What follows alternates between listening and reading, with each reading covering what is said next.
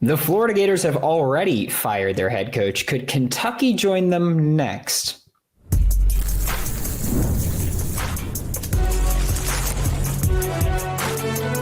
You are Locked On College Crossover, part of the Locked On Podcast Network. Your team every day. Hello and welcome back to a crossover edition of Locked On Gators and Locked On Kentucky. I am Brandon Olsen from Locked On Gators, joined by Lance Dawe of Locked On Kentucky and Florida Gators fans. You got to experience, Locked On Kentucky and earlier this week, Locked On Wildcats. How about that?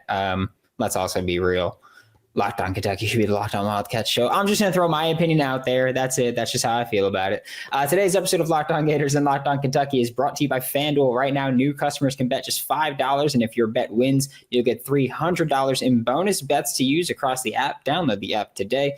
And Lance, I have been given the good fortune of a coaching search going on.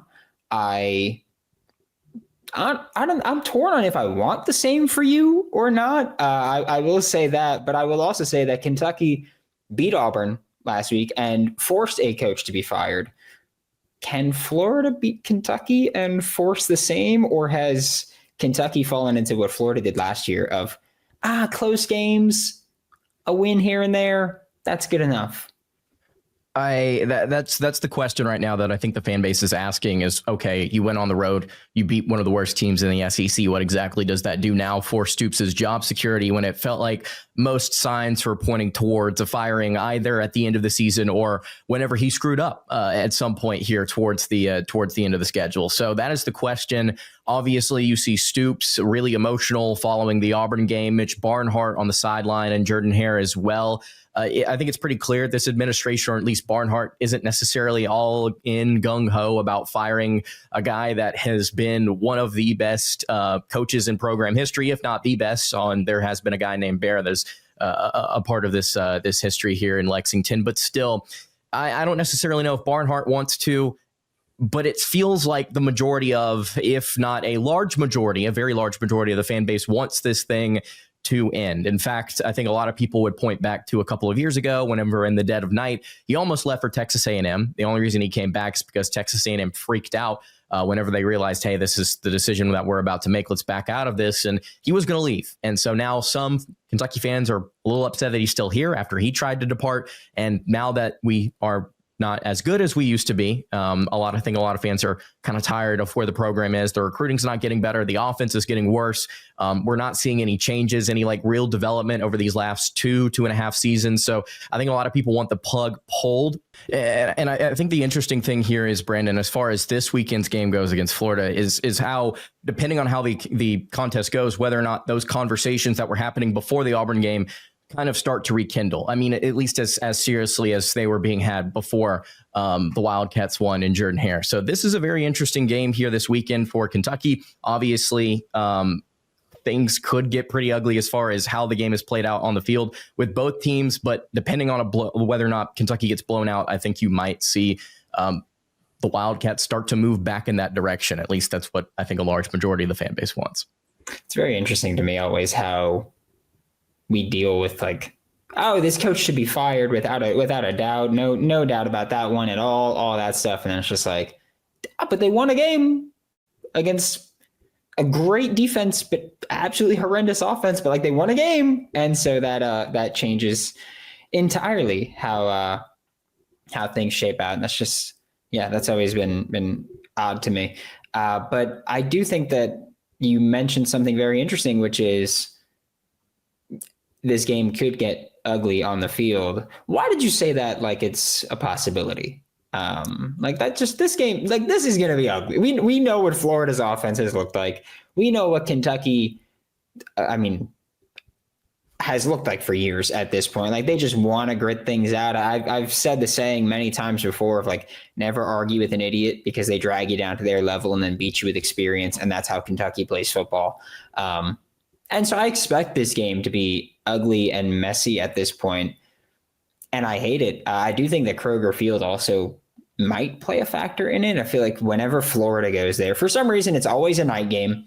Don't know why. Would love to play you guys during the day, but but I feel like it's always a night game. And for some reason, like I think back to Dan Mullen's, I think, final year in Gainesville, they went to Kentucky, and Florida had what felt like 1 billion penalties with this crowd just rocking. And so I fully expect this to be just a horrible game that's not good football. No one's going to leave from it with a big smile on their face unless it's Kentucky fans with a new head coach, hopefully incoming at this point.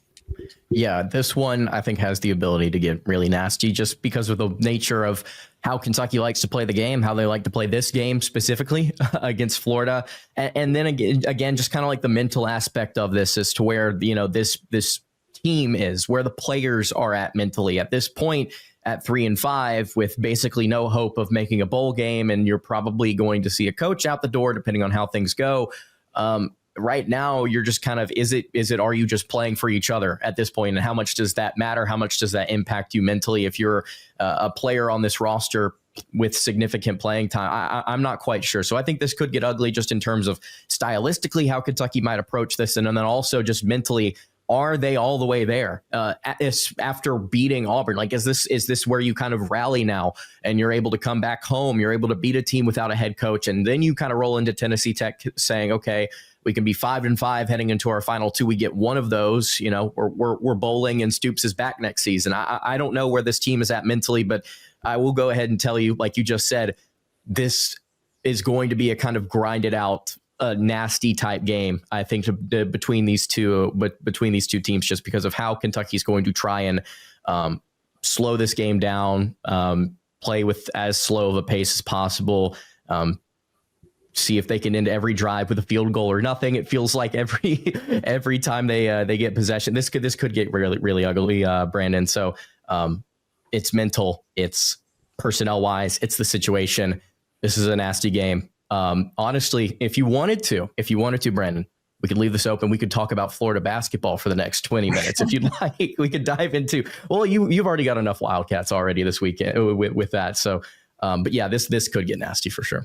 Yeah, a little bit too many Wildcats I've dealt with already. And also, I don't want to talk about Denzel Aberdeen. I know it's really sensitive for him. He had a coach that didn't believe in him, and that's why he's left. Sure, he was on the court shooting potentially national championship winning free throws.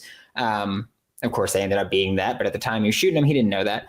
But really interesting that he just didn't have a coach that believed in him enough.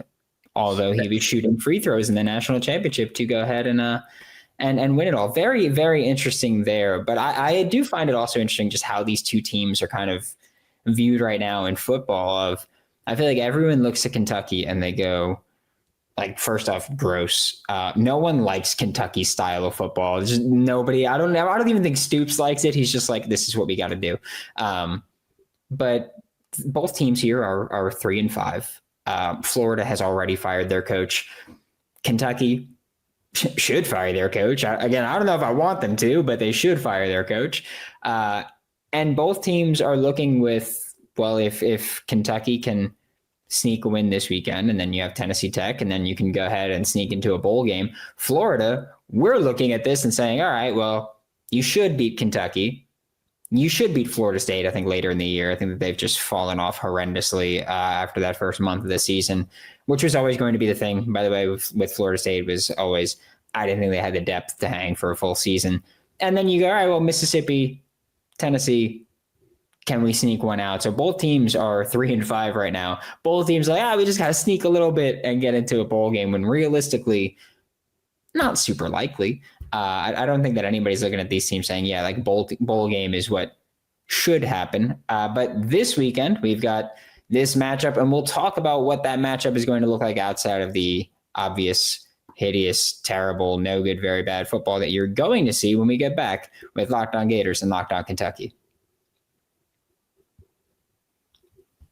When the opening whistle blows on a new repair, get your crew moving forward with Supply House. Order today and see parts on your doorstep tomorrow. Over 280,000 plumbing, HVAC, and electrical items from the most trusted brands in the business. Their real-time inventory and honest lead times keep you from punting on projects, which, by the way, going to be a lot of punts in this game, while their industry-leading customer service always has your blind side covered, which I don't know if any quarterback's blind side is going to be covered in this game either. Join the free Trade Master program today and score serious perks like priority shipping, lower prices, and a dedicated support line. Visit supplyhouse.com to sign up for free and use promo code SHCollege5 for 5% off your first order. That's supplyhouse.com. Real people, real service. Thanks again for making Locked On Gators and Locked On Kentucky your first listen of the day. Every day we are available daily and free reviews in the podcast and on YouTube. I am Brandon Olsen with Locked On Gators, joined by Lance Dawe of Locked On Kentucky. And Lance, I think that we're both expecting ugly football. I think that we both made that abundantly clear, that Kentucky likes to play that style of football. I don't think Florida likes to play that style. I think that especially under Billy Gonzalez, they want to spread things out. They want to find more success, but due to DJ Lagway's struggles this year and random games where the offensive line decides they don't know how to pass block anybody, Florida's been forced to play just ugly football. I do think that's a thing that worries me with this game is that I look at these teams and I go, all right, Florida's clearly the better football team here, in my opinion. More talented roster. I think they've got a great roster. Coaching has failed them most of the way. But Kentucky wants to play messy. Florida doesn't want to play messy and has been forced to do that. That worries me when I think about Florida's chances in this game. And I think Florida should win this game, but I don't think it's as clean cut as it should be, especially after Kentucky just beat an Auburn team. Bad offense, fantastic defense, like how Florida's played most of this year. And Kentucky went to the wire with Texas, which still a talented team. They seem like they've put it together. Only took them 8 weeks. But I think that this game is a lot closer than a lot of people are giving them credit for, just because stylistically, I think it favors Kentucky right now. Yeah, again, like we were talking about just a little bit ago, the fact that it's going to be at Kroger Field, Kentucky coming off of the win, I guess the question of where Kentucky's at mentally, what sort of momentum do you bring in? And then also you touched on it for a second there. DJ Lagway has not had the season that a lot of fans would have expected him to. Obviously, I think a good chunk of that has to do with the development and the coaching surrounding him. But I mean, he's still here, former 5-star, has shown a ton of flashes. When you look at where Kentucky's at right now, defensively, obviously holding Auburn to 10 points, as talented as maybe some of the personnel is on that roster, still not getting it done because of coaching. Do you look at this Florida game and go, okay, well, we also have the talent on offense to kind of get things done against Kentucky, who statistically is still one of the worst defenses in the SEC? And do you kind of look at it different than Auburn, saying, okay, well, we might not have the head coach, but at least we have some more competency on that side of the football to kind of get somebody like Lagway going? Yeah, I hope so. I really do. Like we had last week, Ryan O'Hara was the play caller for the first time, which is wild to me that his last play calling experience was with Alabama A&M in 2016. So very different level of football. And obviously a very long time ago, but I do think that for the most part, the offense looked not good because they still only scored 20 against against Georgia, which no pass rush and only being able to score 20 is not great. But DJ Lagway got his completion percentage more respectable in that game after a few bad stretches. Got Trey Wilson moving for the first time since what felt like 2023 as a wide receiver. And last year, DJ Lagway found a ton of success with the deep ball against Kentucky. For me, I look at the injuries also for Florida, where you've got Dallas Wilson banged up and likely missing the rest of the season. Vernell Brown III and Aiden Mizell were both out last week. So even if they're there, it's like no one goes from out to being 100% in 1 week. So even if there is availability there, which at the time of recording, before the availability report is out, so we don't know that at this moment. Even if they are back, they're not going to be 100%. So I just look at it and I go, all right, well, like Florida might need to play this grit, grind, ugly style of football that Kentucky wants to, but also I'm like, all right, well, DJ Lagway had an awesome game last year against Kentucky. It was his, I think still to this point, the most passing yards he's had against a Power 4 opponent.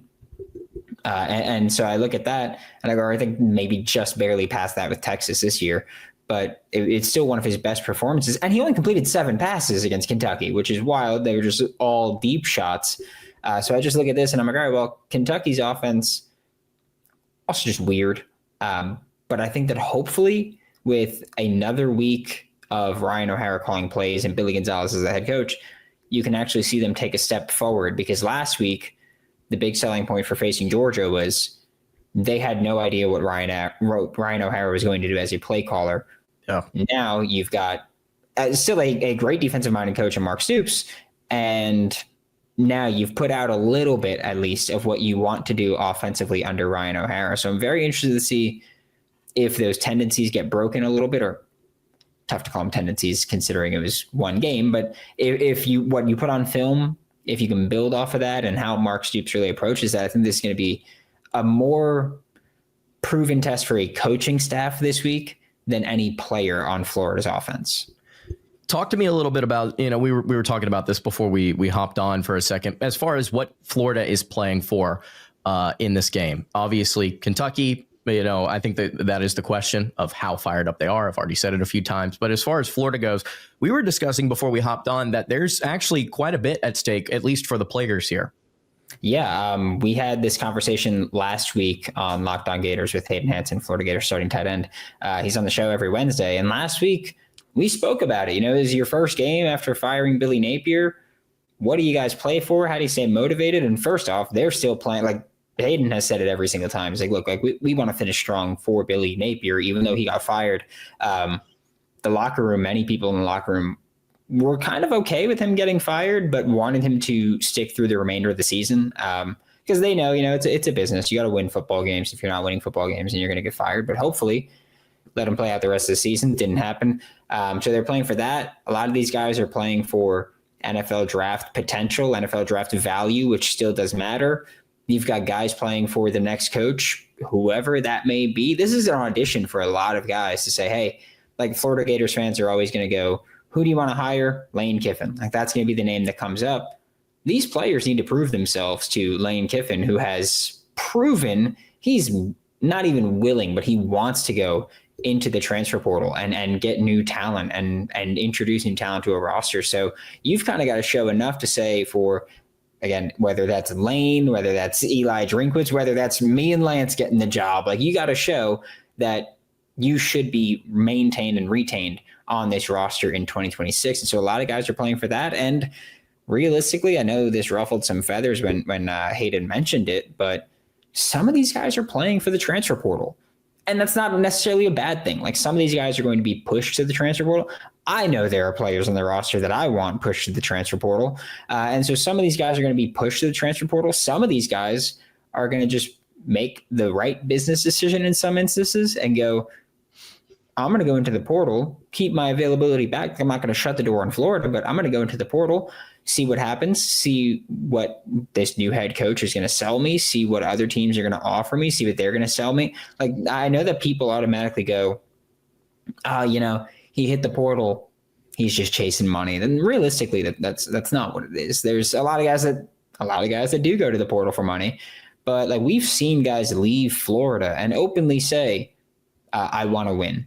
I want to be used how this guy's going to use me. Like we spoke with Trevor Etienne when he left for Georgia, which still unforgivable move.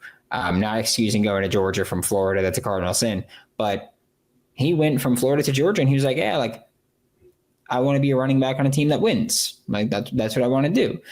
Princely Umanmielen, he left Florida, went to Ole Miss. And despite what many people say, where it's all about money, a lot of that came down to, I want to be used how they told me they're going to use me. Yeah. I still will not say the name, but I had a player leave and tell me, oh yeah, I'm leaving because our strength and conditioning isn't good enough.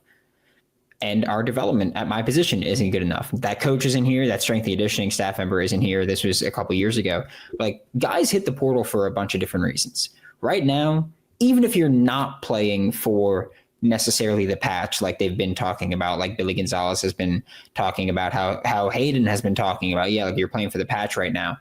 A lot of these guys, they still have things to play for. And I do think that the rule of what used to be when a coach is fired, you have 30 days to enter the transfer portal. That's no longer a rule. They shifted that. So guys are more inclined to finish out the year.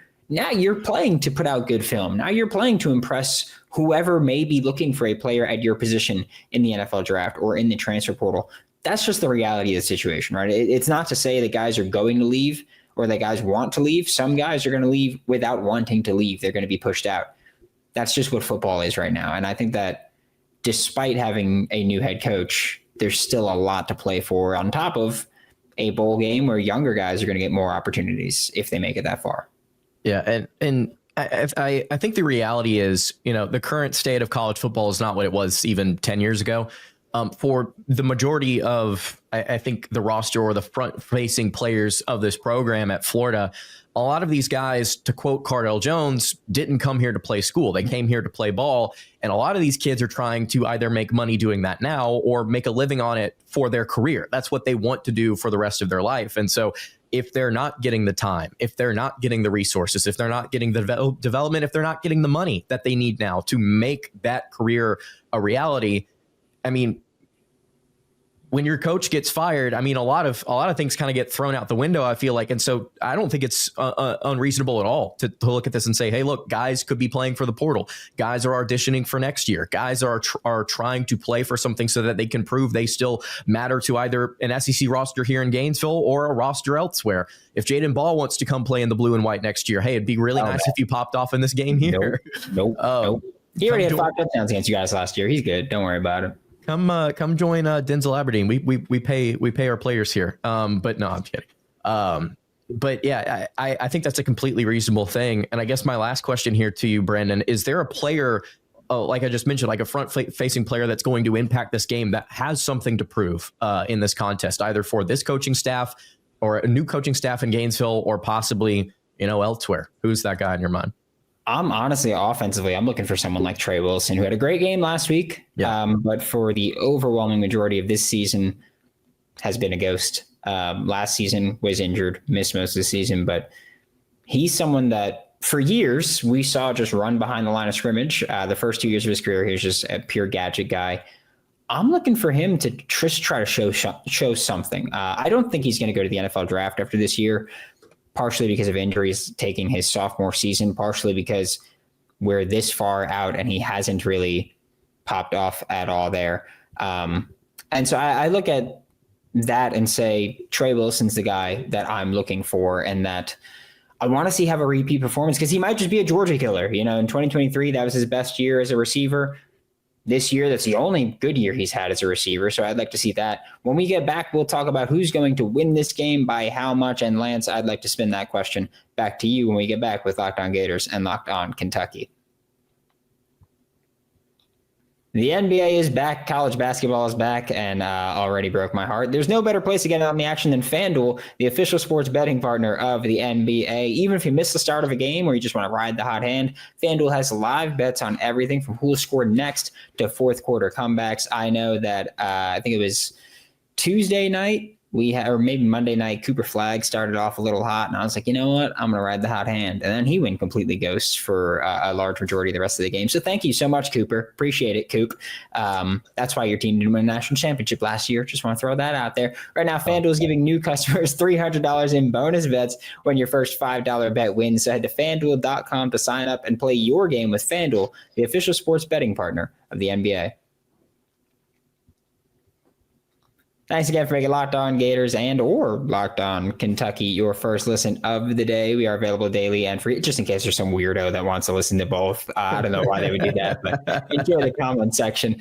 I am Brandon Olsen of Locked On Gators. This is Lance Dawe of Locked On Kentucky. And Lance, before the break, we spoke about a Florida player that we're looking for to hopefully have a big game, put something to prove out there on film. And so I'm going to spin the question back to you for Kentucky, where hopefully looking for a new coach, at least from your side. Again, like I'm cool if Stoops wants to stay and be a perennial loser. That's fine with me. But on Kentucky's side, who are you looking for to impress?